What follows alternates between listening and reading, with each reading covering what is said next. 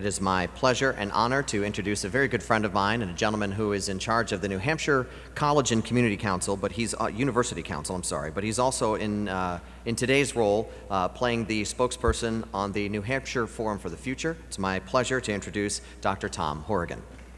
Thank you. Thanks. Good morning, everyone. The New Hampshire Forum on the Future is delighted to be a co-host of Transforming Tomorrow's Workforce Today. Preparing early learners for a 21st century world is undoubtedly our most important challenge. At the Forum on the Future, Fred Coker and I strive to shine a bright spotlight on the emerging trends, issues, and challenges confronting New Hampshire. Today's conference offers all of us an important opportunity to reflect on where we are as a state relative to preparing tomorrow's workforce, and equally important in preparing tomorrow's citizens. I'm delighted to introduce Dr. Kathy Hirsh-Pasek. Several of the planners of today's event heard her speak at Harvard last December, and they said, we have to have people in New Hampshire hear this. And so today, now you can. Dr. Hirsh-Pasek is a professor and the Stanley and Deborah Lifowitz Faculty Fellow in the Department of Psychology at Temple University, where she directs the Infant Language Laboratory. Among many other accomplishments and accolades, she is a fellow at the Brookings Institution. Please welcome to New Hampshire Dr. Hirsh-Pasek.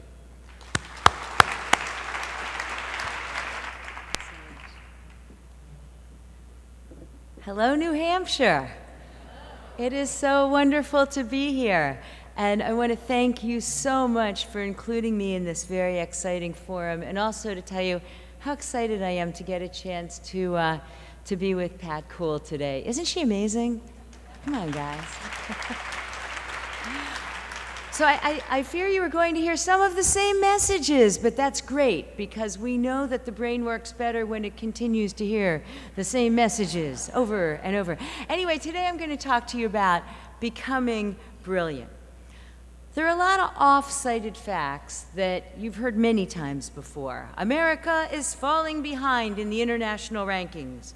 We're 17th in reading behind Finland, Poland, Japan. 30th in math, a full 13 slots behind Slovenia, and 23rd in science. It's projected that 50% of our inner city students aren't going to graduate from high school. The 21st Century Partnership, a group of 500 CEOs who were surveyed, said our graduates are not prepared for the workforce. The military suggests our educational status is now a national security problem. And Newsweek decries that we have a creativity crisis. We're not training our students for the jobs of tomorrow. Less recognized as we spout all of these facts is that the 15-year-olds and 20-year-olds who we're talking about start out as little people, and that we really need to look at what's going on with those little people. Well, now we know. The science is telling us that by age 3, we are already seeing huge gaps. You just saw in Pat's slide about the 30 million word gap. You probably heard about that one before. But it turns out that that 30 million word gap also has a lot to do with the language scores and the literacy scores of 9 and 10-year-olds all the way up.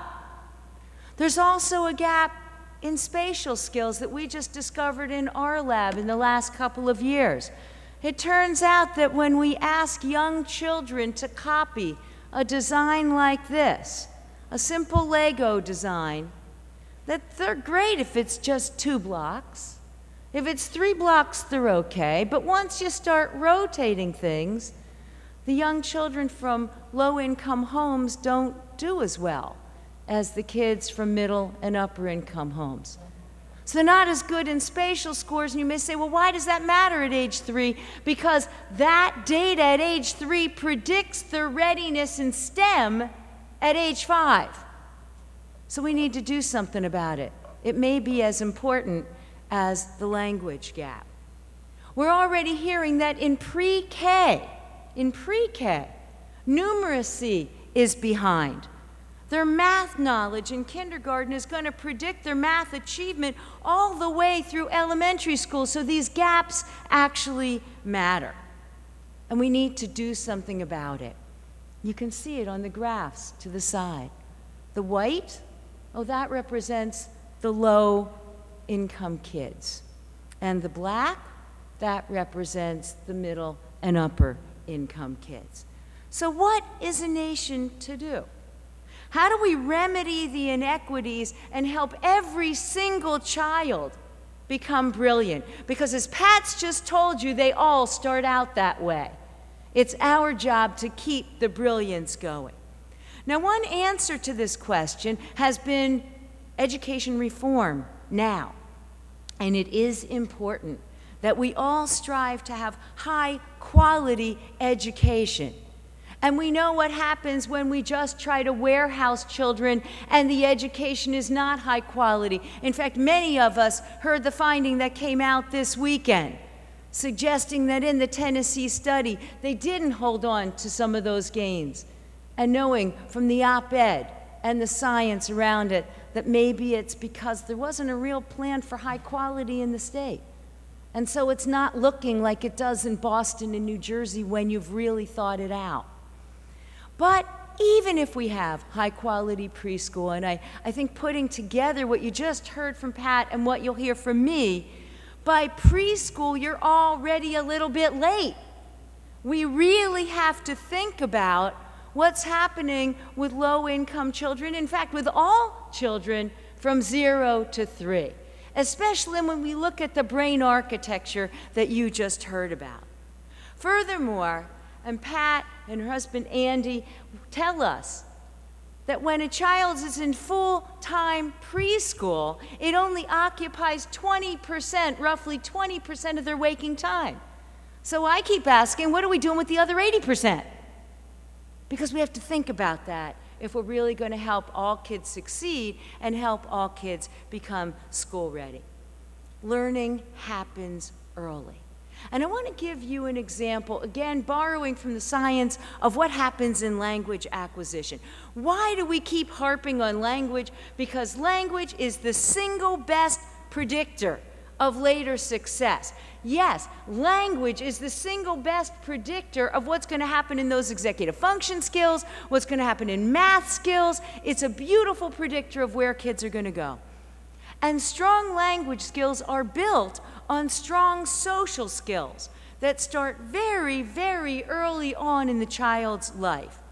So the challenge, one of the challenges I want to give you today is to ask how we can, here's a new term for everybody, languageize environments. Think of it as kind of Simonizing your car. What I want to create is a languageizing all of the environments for young children. Let me show you really how early this starts.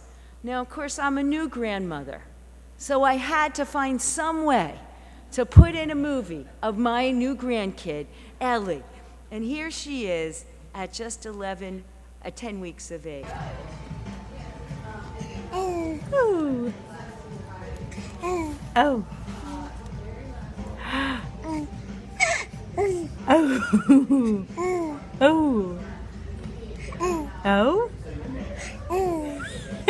Oh.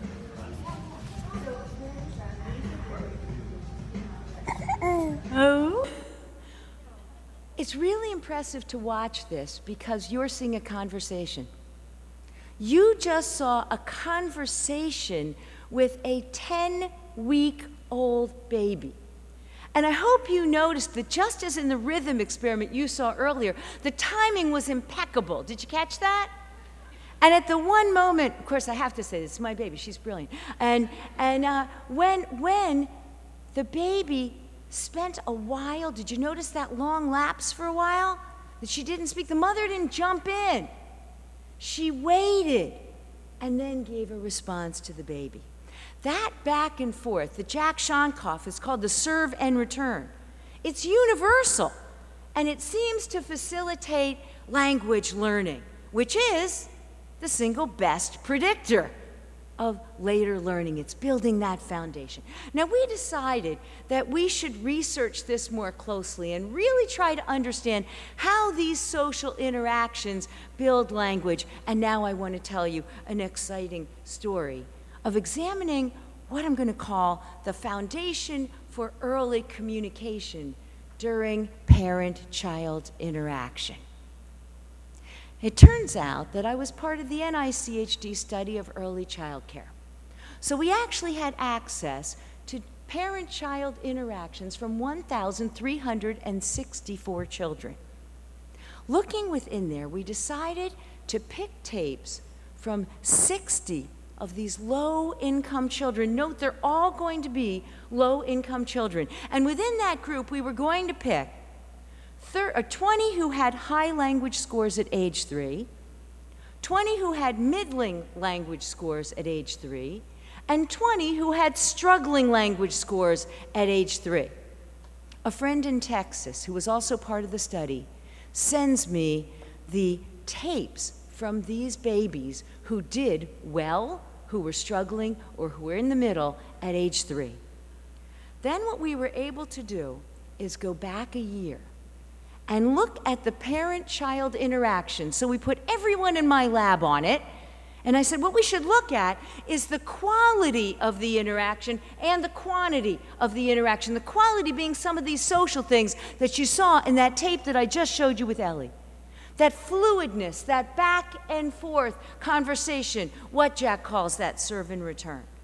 Playful routines, where if you picked out a book, did the mom and child know what to do with that book? Did they face it up? Did they turn the pages? Did they have a routine? And did they insert any words or gestures that were symbols so that we could enrich that social routine? We looked at that as the quality of language. And then we also looked at the quantity of language, which is how much mom said, how many words per minute did she utter? And then we asked the critical question. Could we use the quality and quantity of what happened at 2 years of age to predict what that child was going to look like at 3?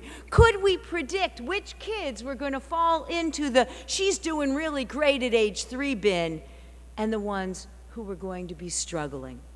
What were the results? Well, here they are. It turned out that the quality of that interaction really mattered and accounted for a full 16% of what that child was going to look like 1 year later. And when we add quality and quantity together, we see that we add another 10%. That means I can tell you 26% more about that 3-year-old by knowing about their social interactions at age 2. Isn't that amazing? So you ask, what about the quantity? How much did quantity uniquely predict? And the answer is only another 1%.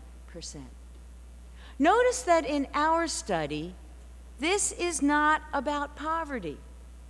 All of the children who I just showed you were from low-income homes.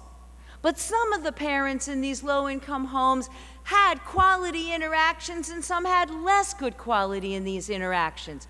And that's what made the difference. The fluid and connected conversations, which I call conversational duets, because you can't sing it alone in a duet, is what made the difference in the child's outcomes.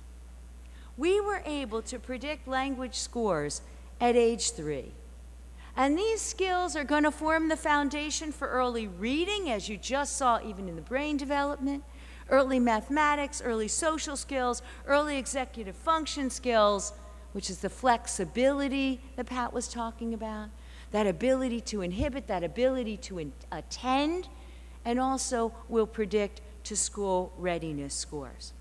So becoming brilliant requires that we recognize that, yes, we do need high quality preschool. That's important. But that persistent gaps between low and middle income children have already surfaced by age 3. And one of the lessons that I want to leave you with today, and just building on what you already heard from Pat, is that 0 to 3 matters too. and that we must turn some of our attention there.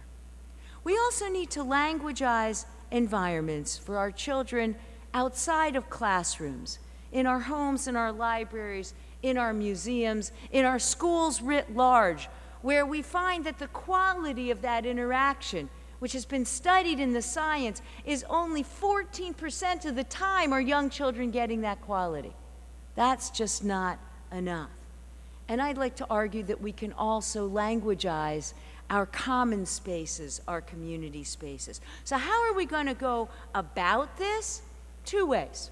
One is through public messaging about the importance of conversations with our children, and secondly, to languagize our towns and cityscapes by creating smart zones out in the places where people actually go and transforming them to encourage more conversation. Examples of public messaging everywhere. Thank you to Ellen and the Bezos Family Foundation for Vroom. It is unbelievable.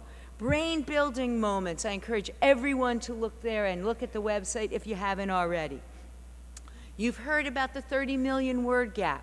There's a lot of initiative, just growing awareness of that 30 million word gap, and I want to do a call out to Dana Suskind's new book that came out just 3 weeks ago and is absolutely fabulous. There's Too Small to Fail, Providence Talks, Text for Babies. Together, I think people are starting to become aware of how important it is to have these conversations with young children. Now, how can we languagize cityscapes? By creating smart zones. What can we do not only to disseminate information, but to disseminate experiences? Let me take you to supermarkets. We went into supermarkets, and this is the new artwork that's going into the Tulsa supermarkets in just a couple weeks from now. You know, supermarkets are wonderful places that everyone has to go. Maybe we can transform supermarkets into children's museums and make them rich, ripe, with questions, with conversations. Well, in fact, that's exactly what we did. In Philadelphia, we went in to the Fresh Grocer in the North Philadelphia section, which is a very low-income environment. When the signs were up, you see the red over here, the first red bar, how high it is when the signs were up, and the blue bar to the left is when the signs were down. Simple signs that said, "Hi, I'm a cow. I make milk. Can you find anything else that comes from a cow?" And the parents started talking. In fact, we got 33% more language when the signs were up than when they were down. It then equaled what was going on in the middle-income environments. And our newest dream is to languagize cities through what I'm calling urban thinkscapes, working with the William Penn Foundation, who has funded this initiative in Philadelphia, and the George Kaiser Foundation, which is thinking about funding it in Tulsa, Oklahoma. Could we magically transform bus stops into smart zones that encourage family conversations? If we know that the low-income kids by age 3 are having trouble because they don't have experiences with puzzles and blocks, maybe the back of a bus stop can become a puzzle. And with architect Itai Palti from Tel Aviv, we are putting the science into architecture and creating these kinds of structures. To the right, you see the scale bench. That'll get you talking. 2 people on the bench makes the bench go lower than 1 person on the bench. Or what about changing street lights? Imagine if street lights, your everyday street lights, became opportunities for exploration. On the left, exploration in mixing color. And on the right, by creating that upside-down umbrella, we are transforming a street light into an opportunity for a child to create animation on the sidewalk below. Bottom line, becoming brilliant. Becoming brilliant requires school reform and attention to high-quality preschools. But our science also teaches us that paths toward school success start when children are 0 to 3. and it lives beyond the school walls, in our homes, in our museums, in our libraries, and in our streets, in our communities at large. My challenge to you from the science is, can we focus at least some of our attention on 0 to 3, and can we burst out of the schools and also think about changing everyday environments into smart zones that create conversations for our children? Thank you.